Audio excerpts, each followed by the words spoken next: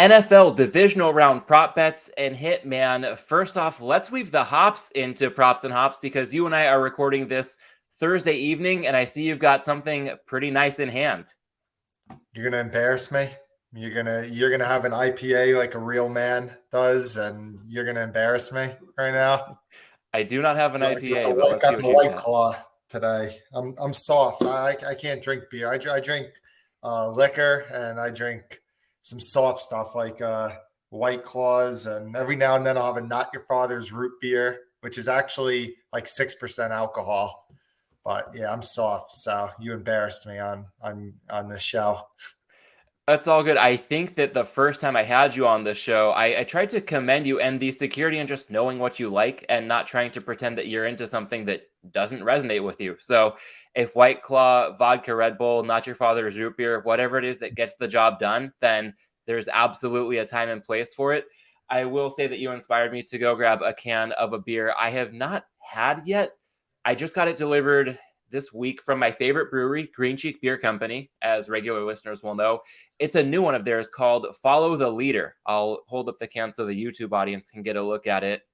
And they describe this one as a pale lager with Saaz hops, Saaz. I'm pretty sure that's a German hop, not designed to add too much of that intense citrusy or floral or piney flavor, but really just to give something in the background of an otherwise really drinkable, approachable, crushable beer. So I feel like if we were at Bet Bash and I had something like this, it actually might go down pretty well with you as well. It's pretty light. Let's see. Yeah, 5.4% ABV. So basically a Pilsner kind of beer with a little bit of hop presence to amp up the flavor. On that note, I will say, Hitman, cheers. And let's get to the NFL Divisional Round slate. I know that last week you mentioned it was pretty low volume for you, and with two fewer games this weekend, wondering if there's been a proportional decrease in volume with this week's slate as well. Yeah, I mean, the thing I mentioned this on Rob's live show, I think it was, as far as like a handicapping perspective, like the lines are tighter, like stuff that's widely available that you're gonna give out and like get a ton of money down because it's widely available. It's lighter, the lines are more efficient, and anything that is off tends to be swallowed up really quickly.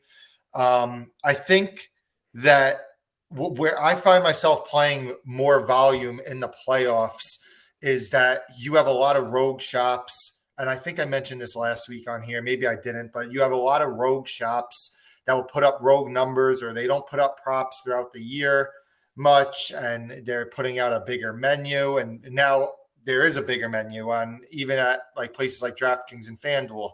There's a bigger menu on these props as well. So, I tend to, the volume is probably a little bit more like for like an individual game. I'll have more on that game than I typically will on like a Sunday 1 o'clock game because just there's more options.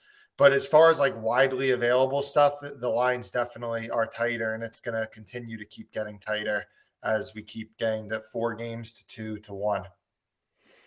Well, as the lines get tighter, it might mean value is tougher to come by, but it doesn't mean that it's sucked out altogether. So let's see what we can uncover going through the divisional round slate, starting with the first game on Saturday, Jacksonville at Kansas City. Hitman, of course, I want to hear all your thoughts on this game. I'll just lead off by throwing one out there and seeing what you think. I'm considering Travis Kelce receiving yards over, and that's probably a pretty square play. I'm sure a lot of people are thinking along the same lines with a marquee player like that in this Kansas City passing game. Currently lined at 79.5 to 81.5, depending on where you can shop. And it's pretty simple here. Aside from how good Kelce is, aside from how good his quarterback is, the Jacksonville defense, pretty accommodating when it comes to tight ends. And we saw that just last week. Despite the epic collapse that we will not speak of on this show for my Chargers, Gerald Everett posted 109 receiving yards. So, Hitman, any initial thoughts on a look at Travis Kelce receiving yards over in the range of 79.5 to 81.5? Yeah, I thought about it. It was on a list of plays that I was considering, and I considered betting the over. I haven't done it yet. I'm probably not gonna. I mean, just what keeps me off is that the numbers kind of, if it was a few yards lower, I probably would. And also that you're 9-point favorites. I know it's the playoffs where you're not going to stop throwing. You're going to try to keep that lead, especially against a Jags team that has had big comebacks in the past few weeks. But at the end of the day, I thought that the line was just a little higher than I wanted it to be. But everything makes sense as far as the Jags are really bad against tight ends. You know, that's Mahomes' guy in the playoffs, especially where there's going to be a lot of high leverage situations. So for me, that was just a lean for me. You know, this game was was the least amount of volume that I've had so far from a betting perspective. The only thing that I did play so far in the whole game was Pacheco under 56.5 rush yards. That line's moved now, but the handicap with that was, you saw even against the Raiders in that last game, which was a big game for them. They're playing for the 1 seed. Ronald Jones was mixing in a lot earlier than I thought. I mean, he only got 2 carries in the first half, but I mean, you're not used to seeing that. It's usually McKinnon and Pacheco, and now you have Clyde Edwards-Helaire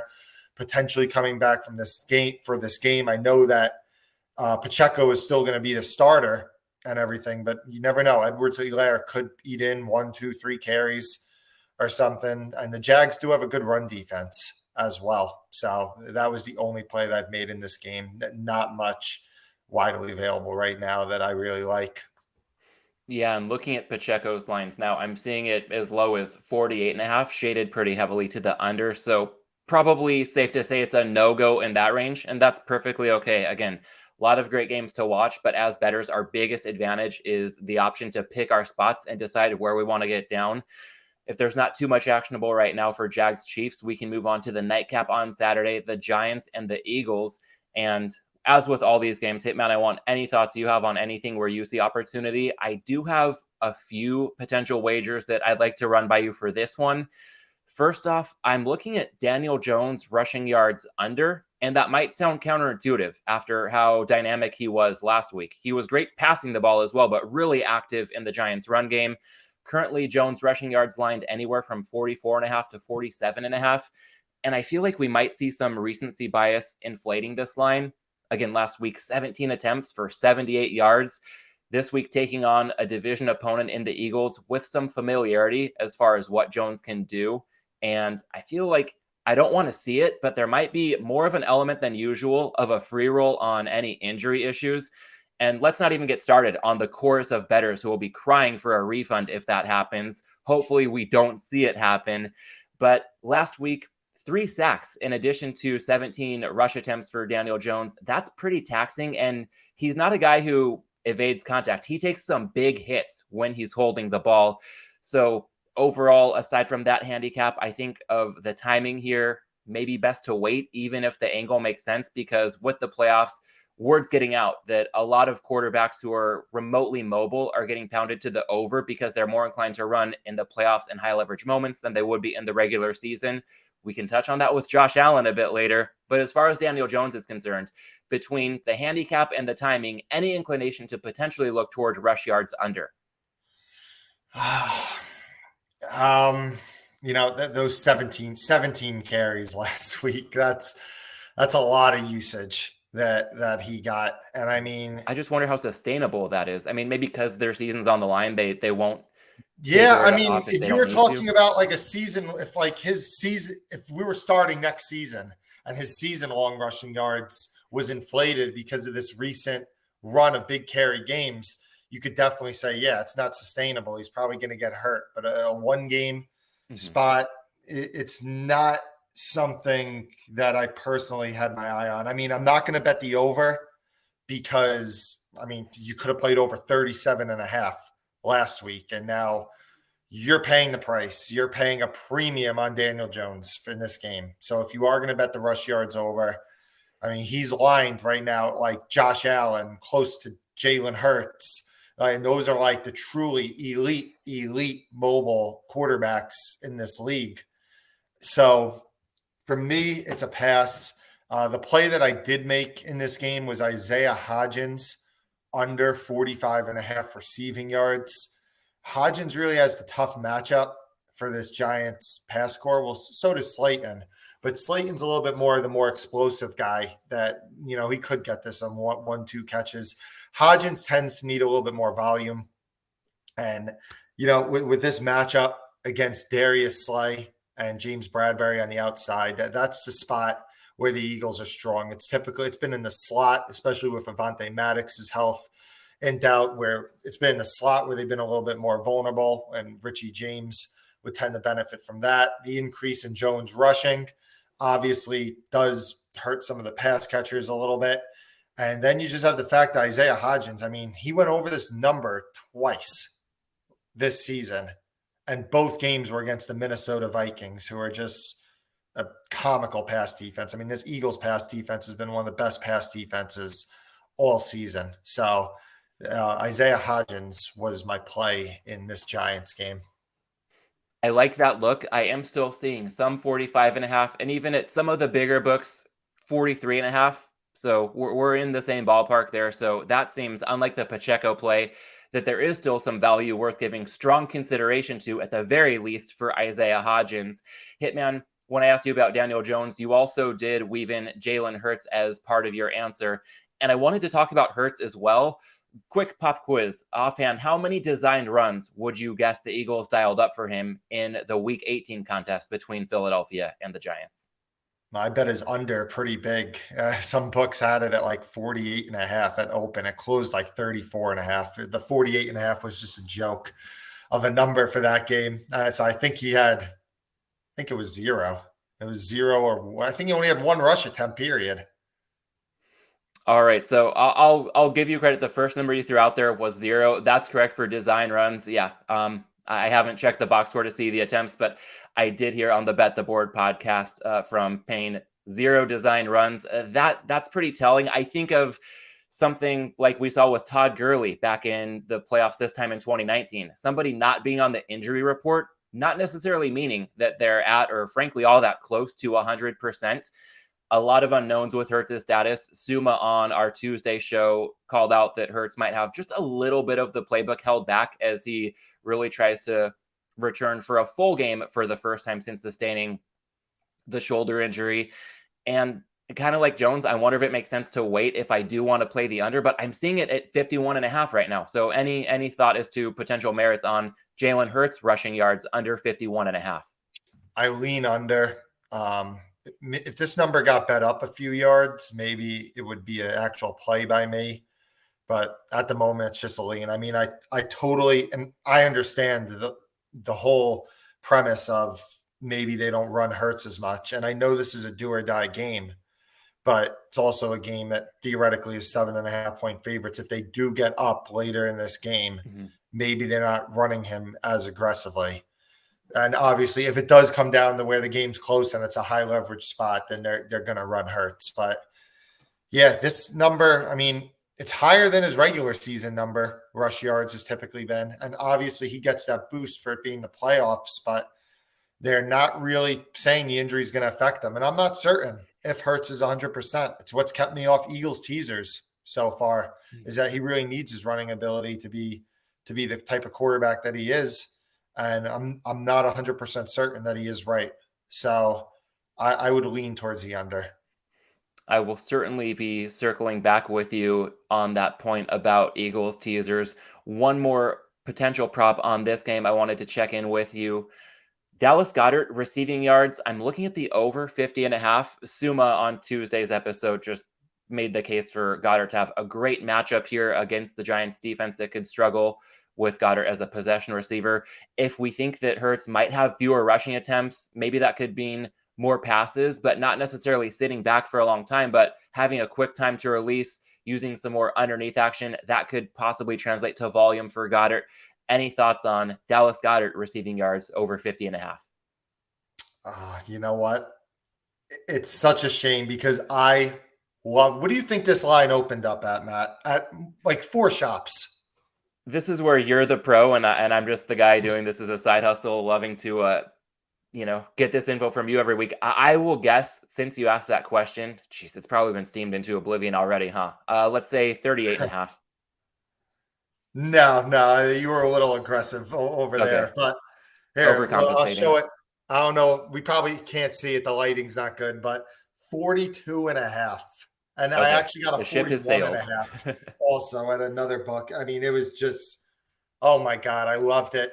And yeah, it's gotten beat up. I totally agree that the matchup looks really good. TJ Hawkinson really had his way against them. And you saw that they went away from their blitz heavy blitzing every single play type strategy against Minnesota. And they did a good job with that, limiting Justin Jefferson. And what it did is it led to Hawkinson having a big game. I could totally see that being the game plan this week, where they end up playing their safeties back a little bit more to stop Brown and Smith. And Goddard is the guy that benefits from that. So for me, I like the matchup. I have such a hard time saying like, yeah, I want to bet over 49 and a half when I know that it was 8 yards low. And you know what? That line was just a joke. Like that was way off that line. I would still lean towards the over, but probably not going to be anything that I add to. Well, speaking of lines that have moved significantly, Cincinnati Buffalo on Sunday on the Dream Preview. Your best bet this week was Josh Allen rush yards over 42.5. Currently seeing that in the range of 46.5 to more prevalent 48.5. Any value, perhaps even on the lower end of that range where it's still available, or is that just another ship that has sailed? What do you say? What do you say you're seeing on the current market? As low as 46.5, mostly closer to 48.5. 47 and a half is probably where I'd go up to. Um, this is another one. I hate to sound, just keep repeating, but it opened comically low. It opened 40 and a half at some shops. And I bet 45 and a half. So I thought that it had a lot of wiggle room and I gave it out 45 and a half and good to 47 and a half. So if you are seeing the 46 and a halfs, 47 and a halfs, then have at it. Because yeah, I Cool. think that's a decent play. Yeah, those are few and far between, but there are a couple still available for the shrewd shopper. And on the other side of the ball, Hitman, I want to ask about a couple potential angles related to the Bengals' offensive line challenges that they could have in this matchup. Sounds like they'll have some pieces moving around due to some injuries. Joe Mixon rush yards. I know that there has been at least one release on this already, but under currently in the range of 46.5 to 48.5. We're kind of talking the same numbers as Josh Allen, and Joe Mixon is obviously generally thought of as a pretty premier running back for the Bengals. Hasn't always been the case this season. Usage has been trending down for him, up for Samaje Perine. Game script as a sizable underdog. Possibly things just break in a way that the Bengals can't even hand off to him if they want to. Any thought on Mixon rush yards under 46.5 to 48.5? Didn't do much with it. The one way I was looking to potentially attack it was in some Burrow completions and pass attempts because so much of it is going to be the short passing game. But the number was just, I came in higher than I wanted to. The first time I got to see the line, it was 25 and a half and it's juiced to the over. I still lean that way, but the number was just a little bit higher than I was hoping it would be. Yeah, you're reading my mind. That's exactly what I had next on the notes I had jotted down was Burrow completions over, but 25.5, a fairly high number, juiced to minus 135, a lot of shops. Despite the handicap that you outlined, it just might be too much. You need a number to marry with the handicap. Sounds like maybe nothing actionable as far as Mixon or Burrow goes at this point. Slim pickings for those who can still shop for a decent number. Josh Allen rushing yards over up to 47.5. Anything else in this game, or do you want to talk Cowboys Niners? Cowboys Niners, I have the most plays on. So we could All go to right, that let's one. get to it because that's the one that I had the least of a clue on. I was wondering if there might be anything related to Micah Parsons perhaps not being 100%. He went down at the end of the first half on Monday night. He played in the second half, and Mike McCarthy, channeling Brandon Staley Week 18 style, keeping the Dallas defensive starters out there for pretty much the duration of the game, despite it being a blowout in the end and the Cowboys turning around on short rest to go across the country to San Francisco. Anything you're eyeing related to Micah Parsons maybe not being at 100%, or are there plenty of other angles that you're more interested in? I haven't really thought about that one much. I played Elijah Mitchell under 37.5 rushing receiving yards, under 29.5, under 30.5 rushing yards. Christian McCaffrey in the first half played 90% of the snaps, and Mitchell had 2 carries. And Mitchell got the 9 carries, but yeah, it was 7 carries he got when they were up by double, about 14 to 21 points at the end. He's kind of the finisher. But when the game is close and in doubt, Christian McCaffrey is getting an insane workload. So for me, it's just a bet that this game does stay close. If San Fran kicks the crap out of them, like they've done to a lot of teams, Mitchell's going to get work towards the end. And his receiving usage that he got last game was a little bit fluky, considering that even when he was a workhorse for this team, he did not get much receiving usage as ever. So I like the combo personally best, but the rush yards was the play as well. Dak Prescott over 13.5 and 14.5 rushing yards. That's a play as well. I was on that last week. He gets a little bit of a boost rushing in the playoffs, and now it's a game where that Niners pass rush, you would have to theoretically think it does lead to a few time scramble drills. And also, the Dak had a designed run last week. If you notice that, he had a QB sneak where he got 2-3 yards, but he also had a run in the goal line that he gained like 7 yards from a design run, and they've talked about using him more. So that was a play. George Kittle, 49.5 receiving yards, 48.5 receiving yards was a bet of mine. He's the guy that has the tougher matchup for these Niners pass catchers. Now, you're going to see right now, you're probably going to look when this pod is out, you're going to see 46.5. Don't play that, but this is a bet that I think could potentially come back, especially if you have a lot of outs and a lot of paperhead outs specifically on a guy like Kittle. You're going to typically get a little bit of a better number come game day and come before the game. So I think the Kittle, that's a play you wait on, see if the line goes back up. But yeah, this was a game that interested me quite a bit. Yeah, it sounds like it. And you spoke to Kittle and the numbers pretty well there. With Prescott, I heard over rushing yards up to 14.5. It sounds like is what you've bet. And I am seeing some juicier 13.5s. And since we're in a lower range, I know the VIG attached to each yard matters more than if we're talking about passing yards in the mid to high 200s. So how would you compare something like 13.5 minus 130 to a 14.5, or even I'm seeing some flat 15.5s out there? Yeah, I mean, it's usually on a case-by-case basis, but the lower that you go on the number, the more valuable the yard is. Obviously, it's complete with 13.5 to 15.5 is a way bigger difference than 90.5 to 92.5. So, but typically, I err on the side, especially on the higher numbers, I err on the side of just taking less juice. But with something like this, it's a little more complicated. Understood. I did want to circle back on Elijah Mitchell as well and clarify. I think you threw out 2 options, rushing plus receiving yards or just purely the rushing yards. What was the target price point that you had in mind for the rushing and receiving combined? 37.5. Okay, cool. And it looks like there is still some pretty good availability there. And then rushing alone, if that's moved too much, I'm seeing, yeah, mostly 29.5 seems to be the going rate. Yeah.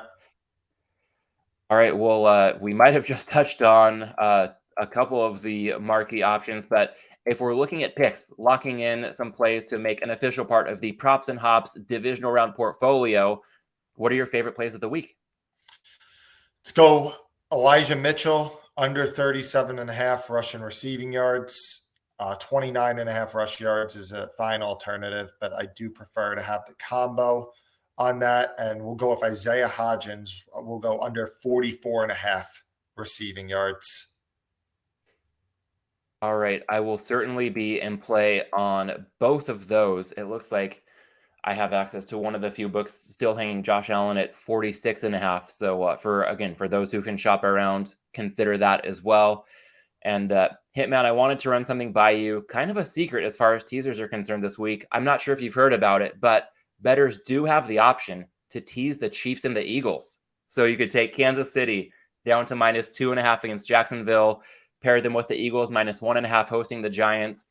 And obviously being facetious about any secretive nature to this, it seems like any better with a pulse is already on this, or at least talking about it. The one clear teaser pairing on this week's board. And I mean, I get it. We have vastly superior teams at home off a bye, needing to do little more than win outright. And I would say for those interested in this, act fast. Some Chiefs -9s are popping up at some of the sharper books, but 8.5 is still more common as a point spread. So the Chiefs still can be taken down through the key number of 3 on a 6-point teaser as we record this at most books. That said, I mean, it almost sounds too good to be true. You touch on some uncertainty with Jalen Hurts' status, and that's scaring you off of teasers. Is that the one key area where you think this really could go sideways and people shouldn't approach it as too much of a slam dunk? Yeah, that's what scared me with playing it. It just adds more variance to it.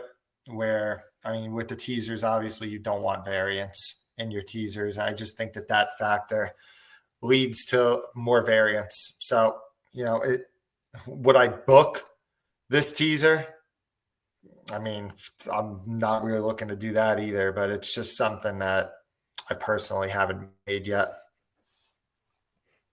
Understood. I will say that with that in mind, again, bankroll management, people don't get too carried away with this, but I do like it for a reasonably sized wager amount. I see enough market efficiency at this stage of the season. Hitman, I guess one more follow up there. I know there's a concern about how close to 100% Hertz is. That said, I've heard a lot from sharp bettors whom I respect over the course of this year, and they've probably said it in years past, and I just haven't fully received the message. Teasers tend to be better late in the season because there's less variance as we get a better grasp on who these teams are. So market efficiency can be more reliable when we're looking to bet on teasers. How much do you value the market efficiency here? And how much might that keep you on this, even if it's for a reduced amount, if you're considering the play, even if there are those concerns about Hurts' health status?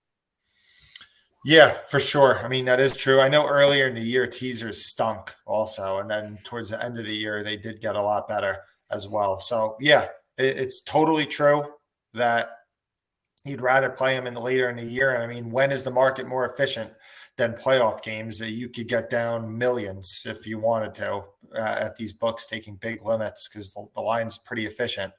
But yeah, for me, it's just, I'm probably not going to do it, and I'm going to hate myself probably when the Chiefs and Eagles are both in the NFC Championship.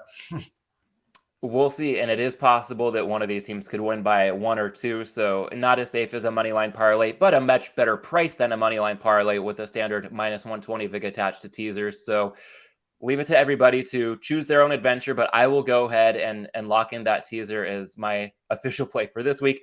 Philadelphia -1.5 hosting the Giants, despite the questions around Hurts' status. Bankroll management, please use it accordingly. And pairing them with the earlier game on Saturday, Kansas City -2.5 hosting Jacksonville. I know I'm getting really creative with that teaser, but try to go toe-to-toe with your creative Hitman. Again, on Elijah Mitchell, under 37.5 rushing plus receiving yards, and Isaiah Hodgins, under 44.5 receiving yards. On that note, I think it's about time for us to go polish off our White Claw and Green Cheek beverages, respectively. So we'll go ahead and wrap this up. Want to encourage everybody watching or listening who's not doing so already to follow Hitman on Twitter at Hitman428, and you can find me there at mlandis18. As a quick programming note, I'll be back early next week with Suma for a conference championship betting market breakdown. Thanks, everybody, for tuning into this episode of Props and Hops, and best of luck with your betting and beer adventures on this NFL Divisional Round weekend.